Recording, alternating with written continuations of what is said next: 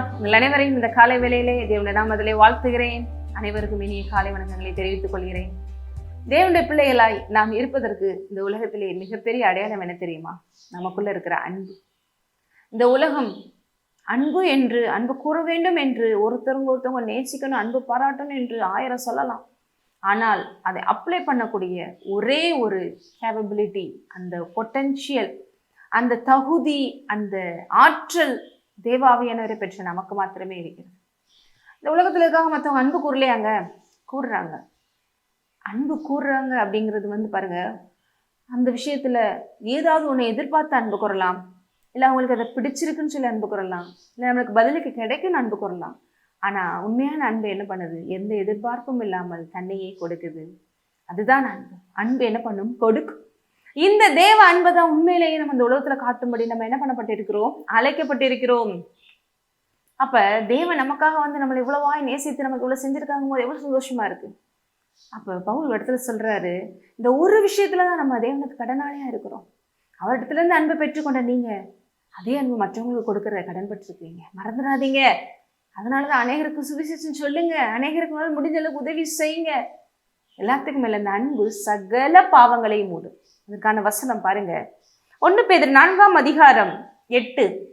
எல்லாவற்றுக்கும் மேலாக ஒருவரில் ஒருவர் ஊக்கமான அன்புள்ளவர்களாய் இருங்கள். ஊக்கமான அன்பு. above all constantly echo God's intense love for one another. அன்பு திரளான பாவங்களை மூடும். For love will be a canopy over a multitude of sin.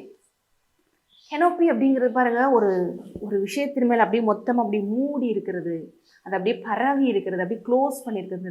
அன்பு என்ன பண்ணுது? திரளான பாவங்களா இருந்தாலும் அதை மூடி கவர் பண்ணி, அதை ஒண்ணும் இல்லாம பண்ணி, அந்த அன்பு என்ன பண்ணுது? அவங்களுக்கு ஆசீர்வாதத்தை தருகிறது. என்னுடைய ரத்தம் நமக்கு அதை செய்திருக்கிறது.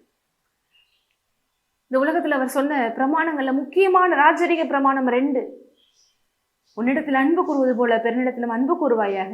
உன் தேவனாய கர்த்தரிடத்தில் முழு இருதயத்தோடு, முழு ஆத்மாவோடு, முழு மனதோடும் அன்பு கூறுவாயாக. இதுலயே எல்லா நியாய பிரமாணமும் கற்பனைகளும் அடங்கி இருக்குப்பா என்று சொல்ற. அப்ப இதை செஞ்சாதான் பாருங்க தேவனுக்கு பிரியமான பிள்ளையா இருக்க முடியும். தேவனை பிள்ளை என்று இந்த உலகத்திலையும் மற்றவங்களாலையும் புரிந்து கொள்ள முடியும், பரலோகம் பாராட்டபடி வாழ முடியும். அப்ப தேவனுக்கு பிரியமா வாழ்ந்தா ஆசீர்வாதமா இருக்க முடியுமா இல்லையா? 100% இருக்க முடியும். பாருங்க வசனம் சில இடங்கள்லாம் சொல்லுது, இந்த அன்பு திரளான பாவங்களை மூடும். இந்த அன்பு இருக்கும் போதுதான் பாருங்க, அது எல்லாரும் உலகத்துல சொல்றாங்க நாங்களும் தான் அன்பு கூறுறோம். ஆனா ஒருத்தவங்க அன்புக்கு பின்னாடி சில நோக்கங்கள் இருக்கு. ஆனா தேவன் நம்ம மேல் வைத்த அன்பு அகாப்பே அன்பு, எதையும் எதிர்பார்க்காமல் தன்னையே கொடுத்த அன்பு. அந்த அன்பு தான் இப்ப நமக்குள்ள ஊற்றி இருக்கிறார். அதனாலதான் நம்மளை நேசிக்க முடியாதவங்களை கூட நேசிக்க முடியுது, பகைக்கிறவங்களை கூட, எதிர்க்கிறவங்களை கூட நம்ம ஆசீர்வதிக்க முடியுது. அதுதான் பாருங்க கிறிஸ்துவின் அன்பு. அந்த அன்பை தான் நமக்குள்ள ஊற்றிருக்கு. அப்பதான் அந்த பாவங்களை மன்னிக்க முடியும். இந்த உலகத்துல எல்லாரும் அன்புதான் அப்படின்னு சொல்றாங்க. ஆனா ஒரு சில இடங்கள் அந்த அது அப்படி ஸ்டாப் ஆயிரும். அடுத்த ஸ்டேஜுக்கு மேல அவங்களால செய்ய முடியாதுன்னு வருவாங்க. அது எல்லாவற்றுக்கும் மேல கிறிஸ்துவின் அன்பு மாத்திரமே உண்மையான அன்பு. அந்த அன்பு தான் மெய்யான அன்பு. அந்த அன்பு தான் எல்லாவற்றையும் மூடும், எல்லா பாவங்களையும் சுத்திகரிக்கும், ஒரு மனுஷனை வாழ வைக்கும். அந்த அன்பை தேவன் உங்க மூலமாக இன்றைக்கு காட்ட விரும்புகிறார். ஒவ்வொருவரும் உங்களிடத்தில் இருந்து அந்த அன்பை புரண்டு ஓட விடுங்கள். இந்த உலகம் இயேசு உங்களில் இருந்து காணட்டும். ஒவ்வொருவரும் அப்படி மாறும்போது பரலோகத்தில் மிகுந்த சந்தோஷம் உண்டாயிருக்கும்.